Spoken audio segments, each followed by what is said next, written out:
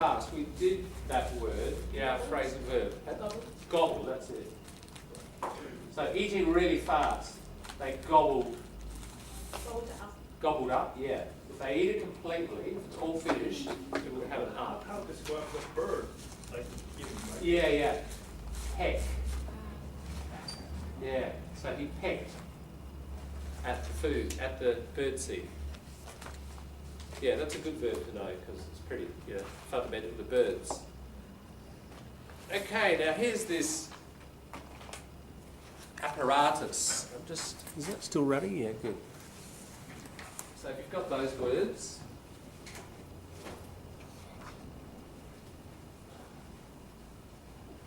how do you describe that thing? Right, you're on the end of a telephone. You're Sylvester the cat, Coyote's 10 miles away, saying, Sylvester, have you made that thing yet? No, what? This thing, I'm going to tell you how to make it. All right, how would you describe that over the telephone? Quite hard. It's a roll. So, It's a wheel. So, Sadia, start off, just anywhere, describing.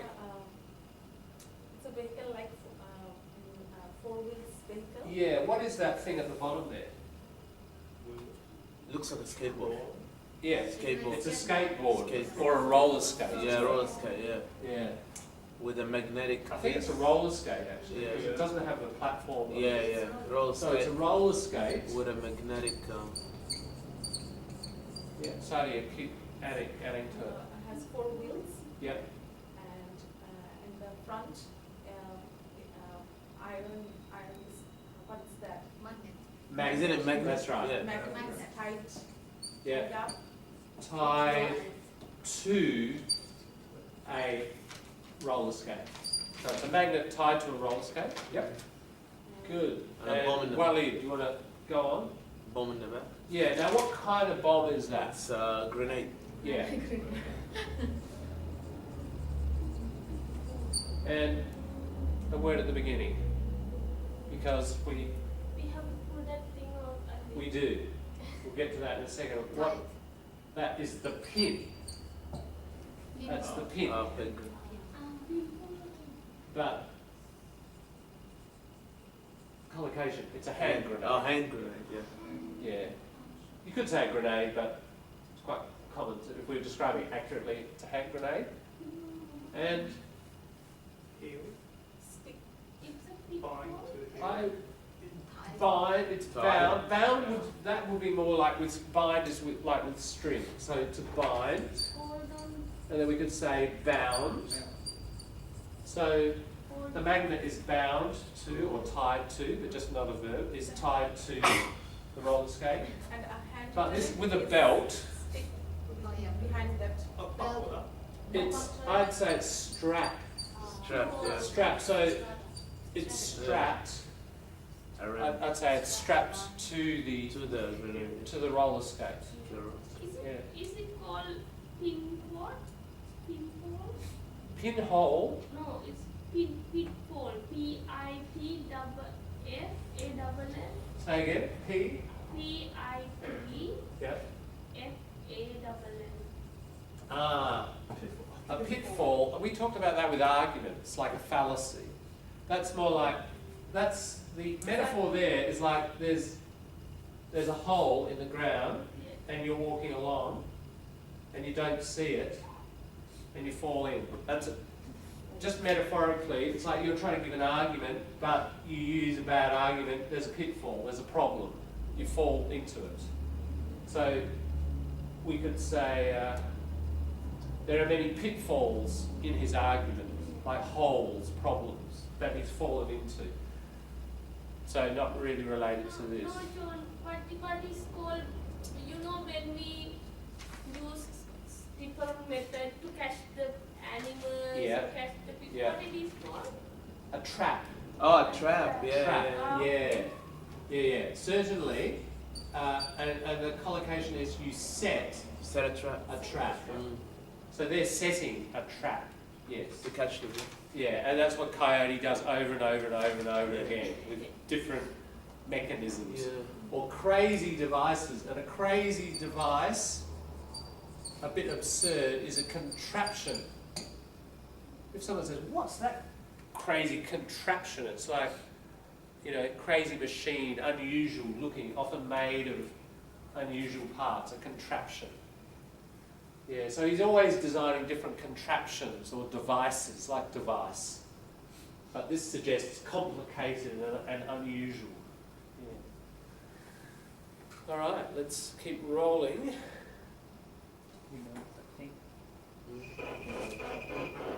What you want to call it? All right. On ping.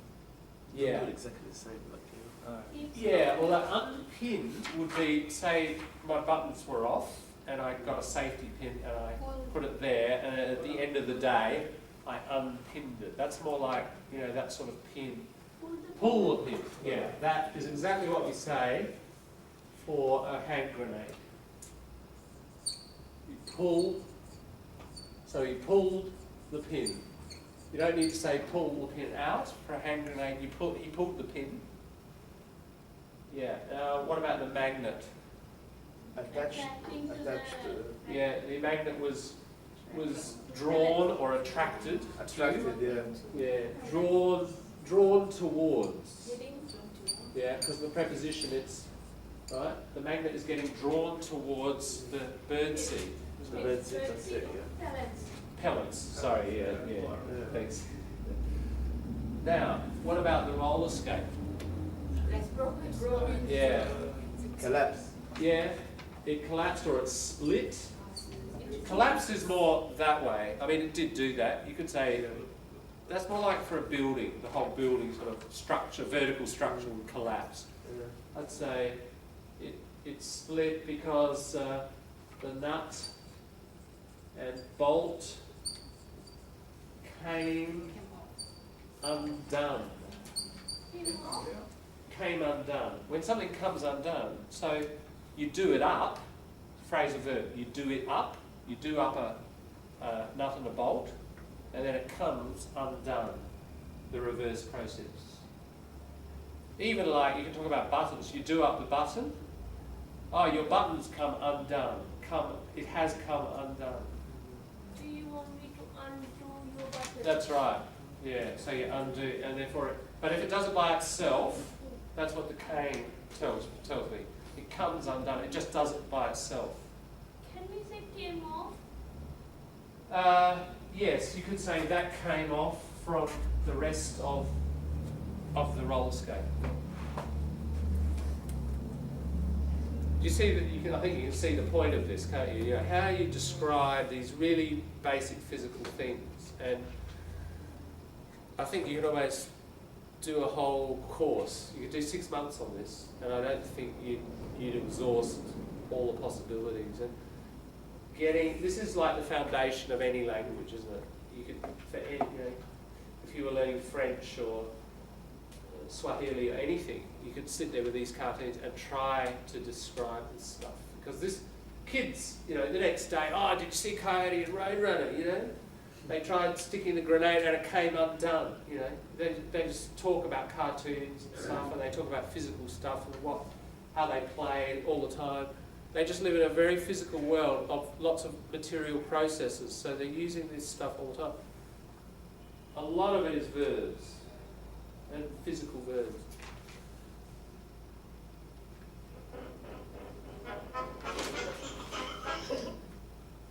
Yeah, giggle. So, thanks for that little excerpt, James, from Harry Potter, because, you know, a lot of action is not just purely physical like that, is it? It's emotional action as well, like giggling. And the other one that occurred to me was sniggering. Sniggering is sort of like giggling, but it's got a negative feel to it. Like they're laughing because somebody's going to be hurt, or you snigger when, you know, I'll sit down and you pull the chair away, the old joke, and people fall down, and people laugh sort of to themselves without sort of out loud. It's kind of, you know, kind of half secret. If you snigger at somebody, you're laughing together about what's going to happen or what happened to somebody else in a nasty way. So it's got a nasty feel to it.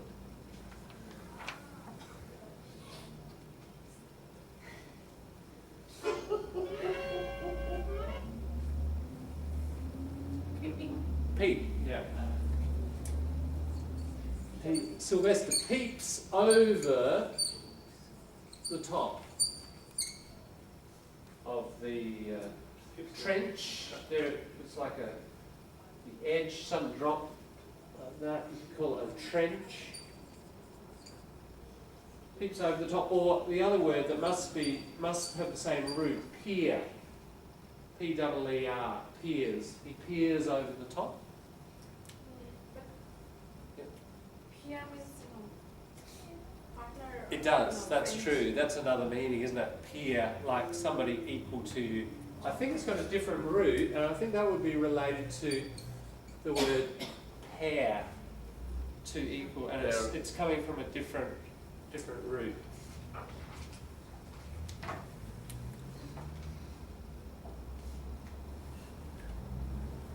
Get out, you silly idiot.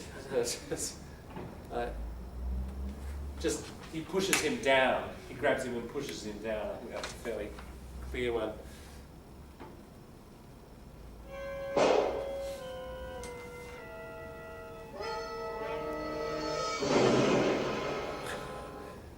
Again, he peers over the edge.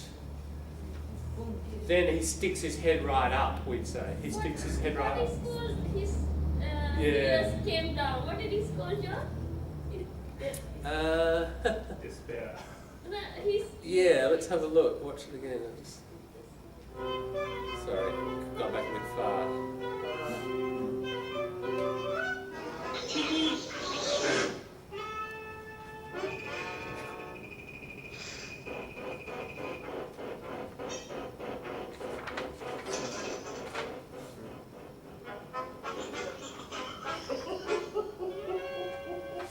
Which one?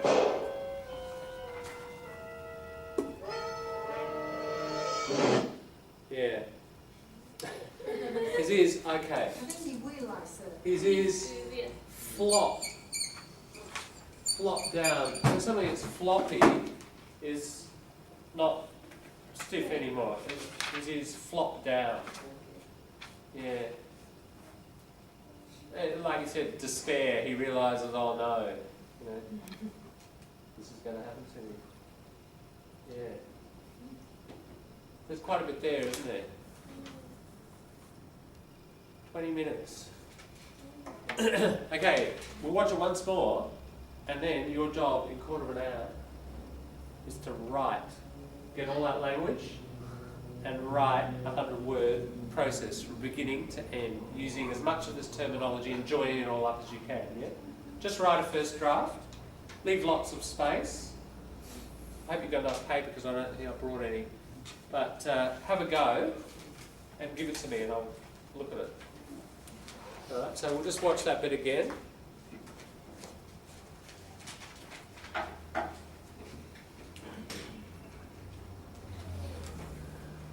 So you get the order of it.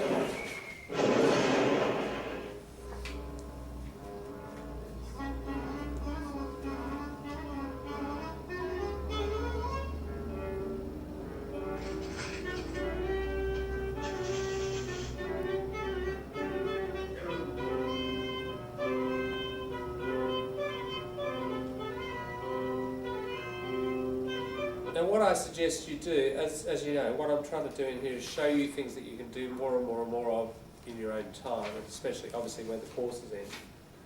I hope you can see the productivity of this sort of exercise. So if you're doing it without a native sitting there, you know, helping you, you'd obviously be watching it and you'd probably, okay, what's he doing now? You get a native language word occur to you. So then it's a matter of going to native language, to English dictionaries, isn't it? Looking it up, a little bit like you did for the art gallery. It's the same sort of idea, but what this will tend to focus on is processes and verbs, rather than probably more purely descriptive adjectives or whatever to describe a work of art, different language features. Yeah, so just keep doing that and stop it every few seconds and try to describe it in English. What you'll find is you get to a limit and you get native language, okay, then you look that up. And then what I suggest you do is look at just the word and get the right collocations, or look in the activator or whatever, and find out the context and the neighbourhood of that word, because you want to be able to use it correctly, don't you? So find where, you know how in just the word you get a lot of examples of that word and how it's used in sentences. Study it, see how it's used, see how, you know, what prepositions you'll get.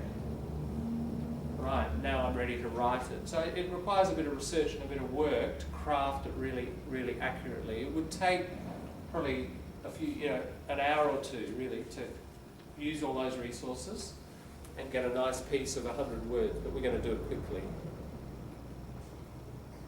today.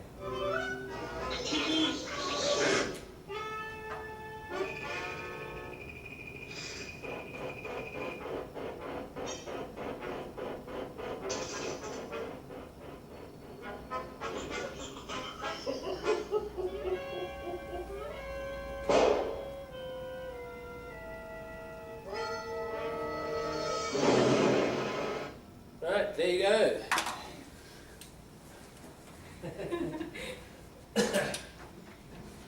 Right, paper, pen.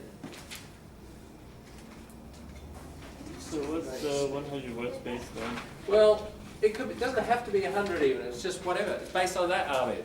What happens? Tell me what happens. Thanks, Marlene. Can you describe